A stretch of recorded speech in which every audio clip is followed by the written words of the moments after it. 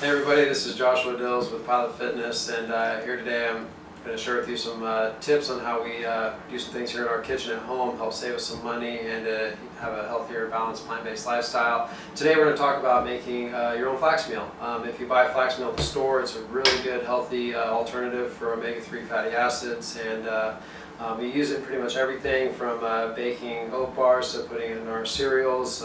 It's a great product to have, but it can be very expensive if you purchase it pre-milled. So if you have a high-speed, high-powered blender like a Blendtec or a Vitamix, they'll both do the job just as well at grinding up the flaxseed. So what you can do is purchase it in bulk from the health food store.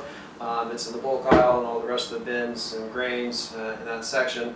And at least in the part of the country where we are at, it only costs about $2 per pound. So this jar is just a few dollars worth of flaxseed, and this will last you for months and save you a lot of money versus paying $8 or more a bag. So basically, to make flax meal at home, just go ahead and using your high-powered blender, take the flax, and we usually do, at least for our blender that we have, about 2 cups at a time. You can easily measure this on the outside of the blender. Has some measuring bits here on the right side here.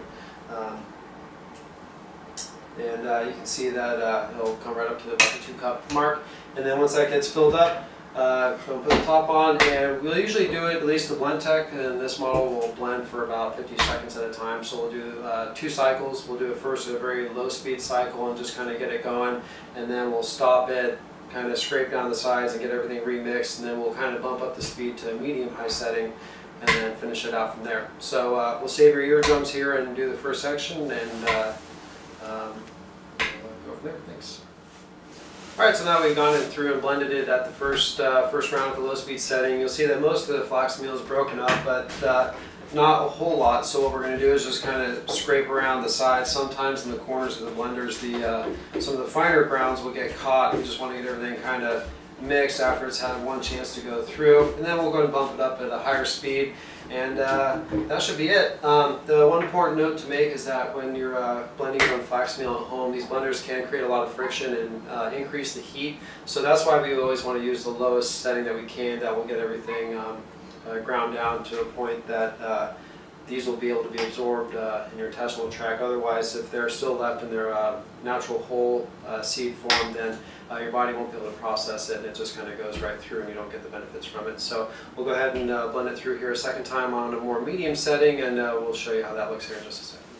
Alright, welcome back. We just finished up going through our second process of blending, and again, we're using the Blendtec blender, so if you guys have that at home, just for your reference, the first round we used a speed 1 setting, and then the second round we used a 3rd setting, and it kind of gets the flax meal finally ground up. As you can see, we got a nice consistency here.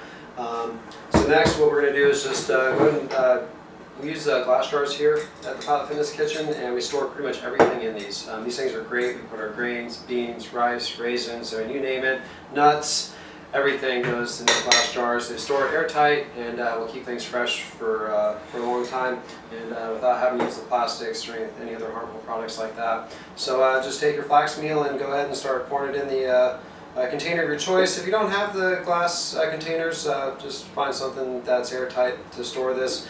We go through the flax meal pretty quickly here. We put it in a lot of foods, so it never sticks around too long for us, and so we'll actually either leave it out at room temperature on our shelf, and as long as it's out of direct sunlight. Otherwise, if you need this to stick around a little bit longer and last for a couple months or longer, the refrigerator will do fine, but ultimately you probably want to just have this in the freezer. And in the freezer, this should stay in the ground state, airtight container for about 6 months. You should be fine. And that's it. Piece of cake, easy to make. It'll save you lots of money, and another way to increase your health and find better healthy alternatives. And that's our flax meal review for the Pilot Fitness Kitchen. I'm Josh Dills. Thanks for watching.